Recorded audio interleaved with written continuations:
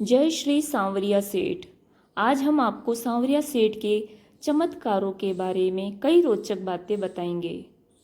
सांवरिया सेठ, जिन्हें भगवान कृष्ण का एक रूप माना जाता है, उनके चमत्कारों की कई कथाएं प्रचलित है, जिनमें भक्तों की मनोकामनाएं पूरी होने और मंदिर के भंडार में धन की वृद्धि शामिल है। चित्तौड़गढ़ जिले में मंडफिया स्थित श्री सांवलिया सेठ के भव्य मंदिर में हर घंटे 1 लाख रुपए से ज़्यादा का चढ़ावा चढ़ रहा है।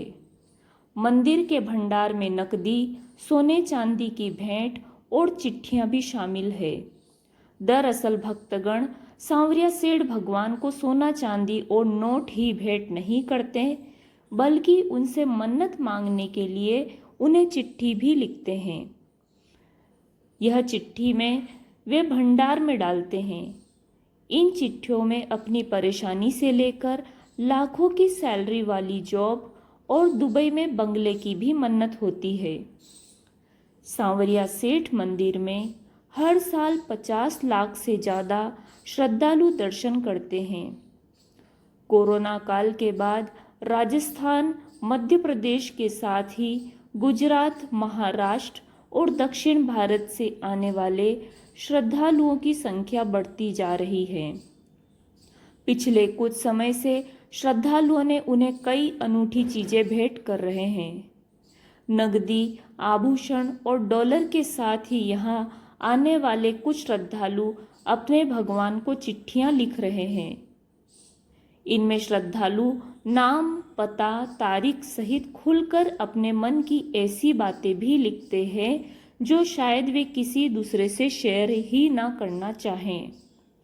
पिछले दिनों जब भंडार को खोला गया तो उसमें से नकदी, आभूषण के साथ चिट्ठियां भी मिली। एक भक्त ने उसे परेशान और प्रताड़ित करने वालों के नाम लिखते हुए उन्हें सबक सिखाने की मांग की है।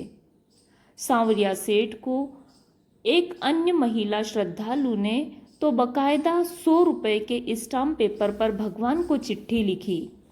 इस स्टाम्प में श्रद्धालु ने भगवान से वादा करते हुए दिलचस्प मन्नत मांगी है।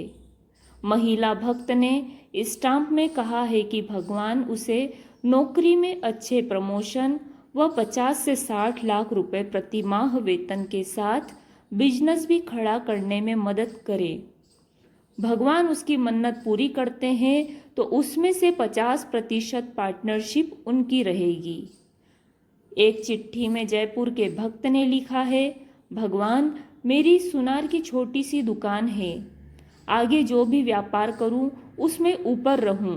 मैं वैशाली नगर के 1100 वर्ग गज जमीन खरीदकर आलीशान मकान बनाऊं।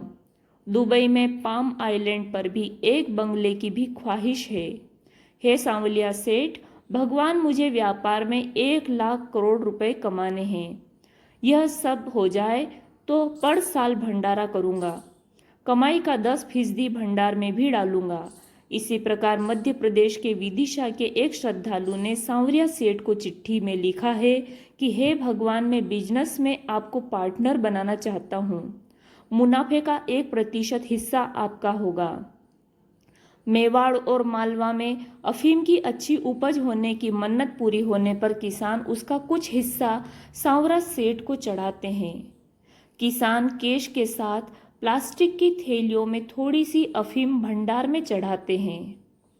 यह परंपरा लंबे समय से चली आ रही है।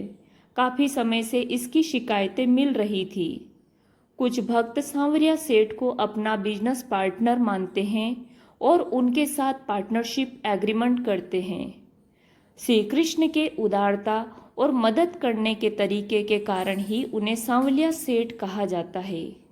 जय श्री सांवरिया सेठ की।